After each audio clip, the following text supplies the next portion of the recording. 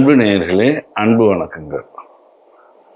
நான் நிறைய இடங்களில் இந்த கிரக பிரவேசத்திற்கு பசுவும் கன்றையும் அழைத்து அதுக்கு உணவு கொடுத்து அந்த பூஜை செய்தால் லட்சுமி கடாட்சம் கிடைக்கும் என்று சொல்லியிருக்கிறேன். பூமாதேவியே நம் இல்லத்துக்கு வந்து அருளாட்சி செய்வதுதான் இந்த கோமாதா பூஜையினுடைய நோக்கம். கோமாதா பூஜை வருடம் ஒருவாவது நம் வீட்டில் செய்தால் பலவிதமான நன்மைகள் கிடைக்கும்.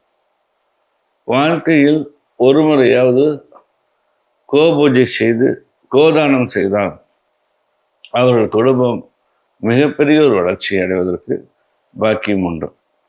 அப்படி எண்ணற்ற சம்பவங்கள் இந்த கோமாதா பூஜையில் இருக்கிறது.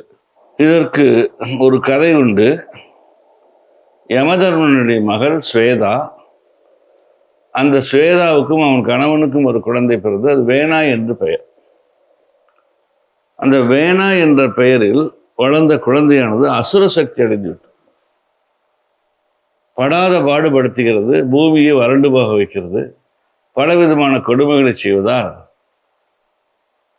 இந்த வேணாவினால் பலவிதமான தொந்தரவுகள் அதிகமாகி பூமாதேவி தன் செல்வங்கள் அனைத்தையும் சுருட்டி, பசுமை அனைத்தையும் சுருட்டி ஒரு பசு வடிவில் ஒரு இடத்தில் மறைந்து விட்டார்.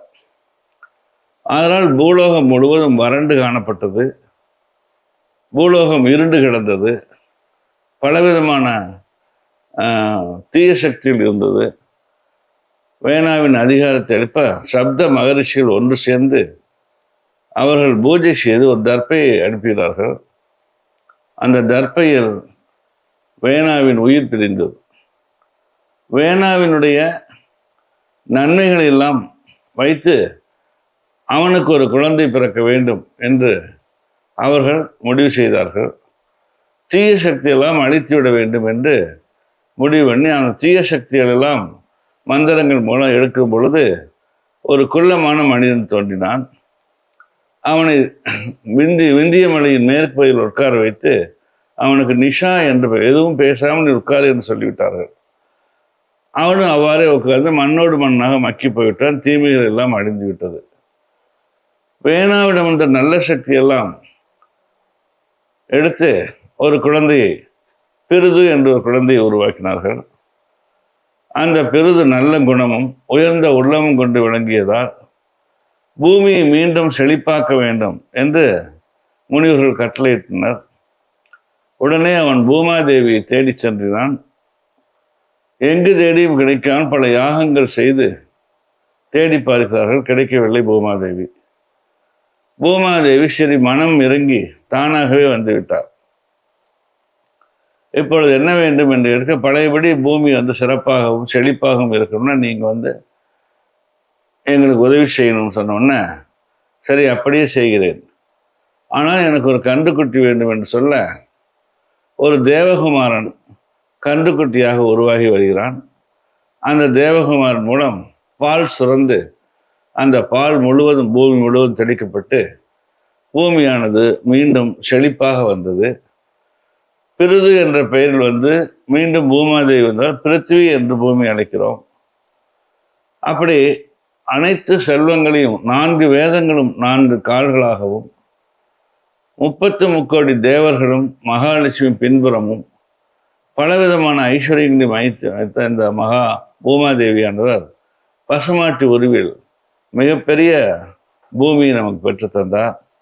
அப்படி பெற்றுத்தந்ததால் எங்கு கோபூஜைகள் செய்தாலும் அங்கு பூமாதேவியின் அருள் பல மடங்கு நமக்கு கிடைக்கும். பலவிதமான நன்மைகள் வரும்.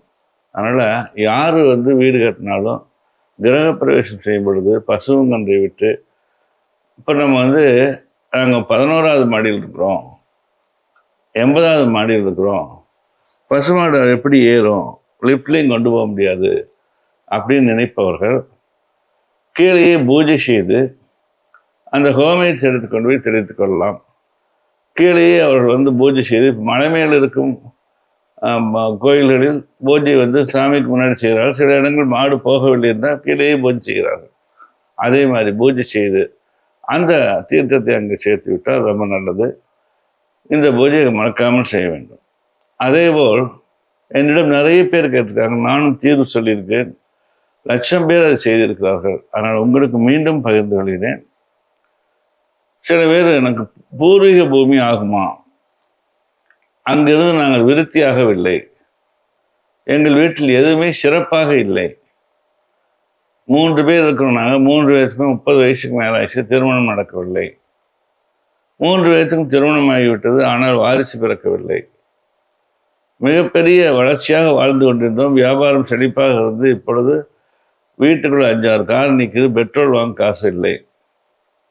இப்படி வறுமைக்கோடு, திருமண தடை, புத்திர சோகம் இப்படியெல்லாம் தொடர்ந்து இருக்கனால இந்த பூர்வீகம் எங்களுக்கு பகையாக என்னமோ என்று நாங்கள் நினைக்கிறோம் என்று சொல்கிறார்கள். அது முக்கியமான இடத்துல தான் அந்த இடம் இருக்குது, அதை விட்டு நாங்கள் வெளியில் போய் கட்டுறது எங்களுக்கு முடியாது அப்படின்னு சொல்ல இப்படி பலவிதமான கருத்துக்களை நான் கேட்டேன். முதலில் நான் ஒரு அனலைஸ் பண்ணிவிட்டு அதை ப்ராக்டிக்கலாக நான் என்னென்னு பார்த்ததுக்கு அப்புறம் தான் இது மக்களுக்கு சொல்வேன் எப்பயுமே. அதே மாதிரி இப்போ நீங்கள் ஒரு 30 ஏக்கர் வச்சுருக்கிறீங்க, சிட்டிக்குள்ளே ஒட்டி இருக்குது, அதுக்குள்ள ஒரு 20 சென்டில் நம்ம வீடு கட்டிக்கலாம் முயற்சி பண்ணுறீங்க, ஓகே. அந்த 20 சென்டை தனியாக பிரிச்சிடணும். மனையின் தலைவி மனைவி பேரில் தானக்கரியம் பண்ணிடணும். அந்த இடத்த ஒரு 2 இன்ச்சுக்கு அதை தோண்டிடணும். அந்த மண்ணை தோண்டி வெளியில் போட்டுட்டு புது மண்ணை கொண்டாந்து அங்கே போட்டோம்னா அது புதிய பூமி ஆயிடுது. அதன் பின் அது நவதானியத்தை தூவிவிட வேண்டும். அது நன்றாக வளர்ந்தவுடன் ஒரு 7 நாளோ 14 நாளோ 21 நாளோ அந்த பசுமாட்டை அங்கே கட்டி வைக்க வேண்டும். பசுவும் கன்றையும் அந்த ஹோமியம், அந்த பசு சாப்பிடுவது, அந்த பசுவின் உணவு நவதானியங்கள் சாப்பிடுவது, பசுஞ்சாணம் இவைகளெல்லாம் அந்த இடத்தை புனிதமாக்கி லட்சுமி கடாட்சமாக ஆக்கிவிடும். அப்பேற்பட்ட சக்தி ஒரு சின்ன பரிகாரத்தில் உண்டு. அப்போ அதில் வீடு கட்டி பாருங்க, எவ்வளோ பெரிய பாக்கியம் கிடைக்கும். குழந்தை இல்லையா, உடனே குழந்தை பிறக்கும். வீட்டுக்கு போனோன்னு திருமணமாக அவருக்கு திருமணம் நடக்கும். கல்வியில் சோடமான குழந்தைகள் கல்வி நன்றாக இருக்கும். ஒரு வளர்ப்பு சரியில்லை என்று சொல்வதை விட அதனுடைய விதி, அது ஒரு கிரிமினலாக வளர்ந்துருச்சு. அந்த மனநிலையிலிருந்து அது மாறுபடக்கூடிய ஒரு சூழ்நிலை, முன்னோர்களுக்கு மோட்சம் கிடைக்கக்கூடிய ஒரு பாக்கியம். இப்படி எல்லா விஷயங்களிலும் இந்த கோபூஜையானது நமக்கு நன்மைகளை செய்வது மட்டுமல்லாமல் நமது பித்திருக்களுக்கும் நமக்கு மோட்சகதிக்கு இந்த கோபூஜையானது கண்டிப்பாக உண்டு. பேர்பட்ட சக்தி வாய்ந்தது இந்த கோபூஜைன்னு சொல்றது.